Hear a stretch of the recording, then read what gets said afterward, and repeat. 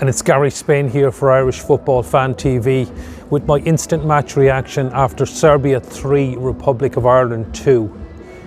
My initial reaction is actually I'm quite proud of that performance, and even though we lost, I'm actually very happy with the way we played. I thought we had a really good first half. We took the game to them, and my initial certainly impression now is pride. I was very nervous coming here.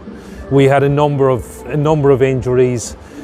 If you look at the clubs our players are playing with compared to the clubs the Serbian players are playing with, there's just no comparison.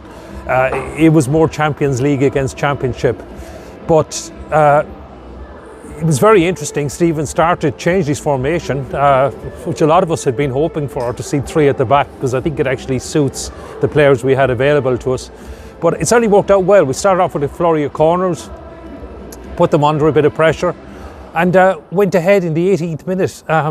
Callum Robinson, nice run down the left, and pinpoint cross, Alan Brown unmarked, and he headed home, put us 1 up. At that stage it was looking really good.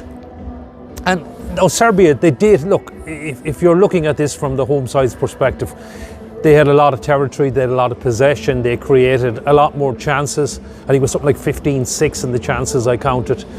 But Mark Travers didn't have a save to make for almost all of the first half.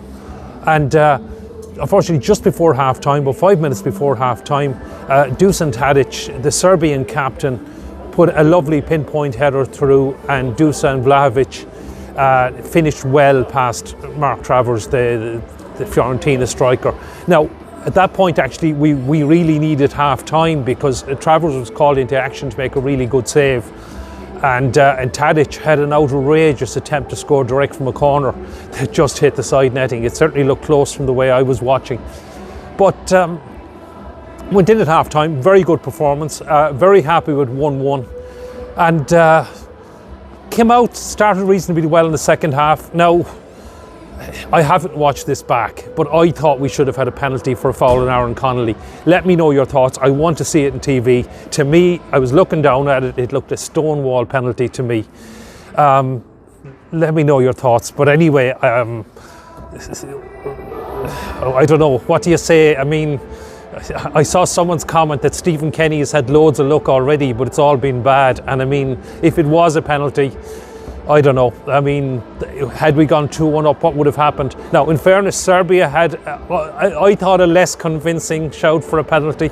I am biased, I know. But they had, after our penalty, they had a less convincing shout.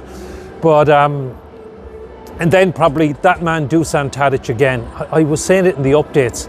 He didn't impress at Southampton, but he's doing incredibly well at Ajax. And the Serbian captain was the star man for me tonight. He set up all 3 goals.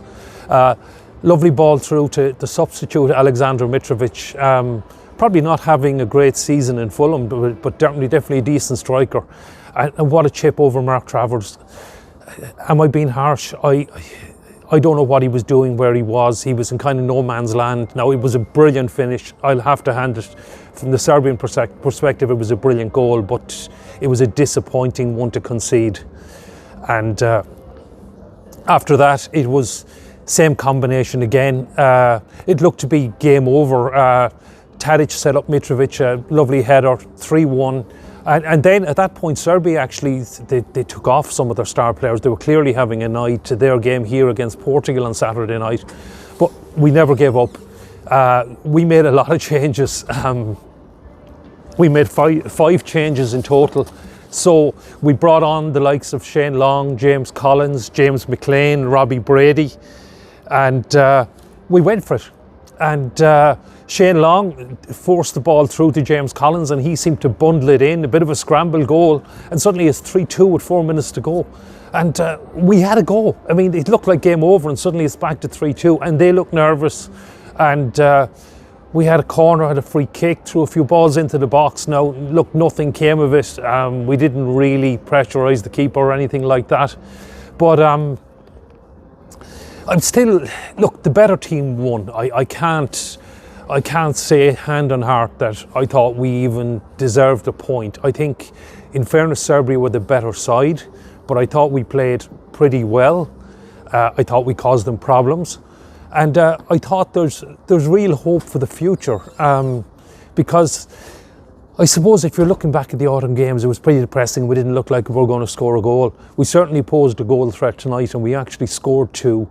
And this Serbian side we faced, in fairness, they are a decent side. They've got some top-class players. Guy Luka Jovic on the bench. I mean, Real Madrid paid how many, 50, 75 million for him. He's still banging in the goals in the Bundesliga now for Eintracht Frankfurt. They had, I mean, some really talented players on the bench as well. So it shows the quality we were up against, and I'm actually very happy with the performance. Disappointed to concede 3 goals, but if you also remember the amount of first choice players we were missing, it was I don't know. I'm coming out of this game,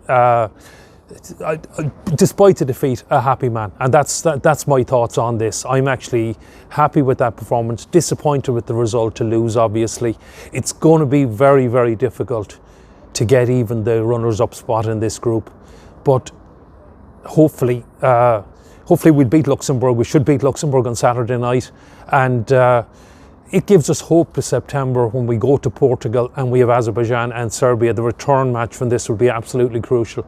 We will need to beat them, but that's for another night. But that's it. Let me know your thoughts in the comments, and don't forget to like and subscribe if you haven't already.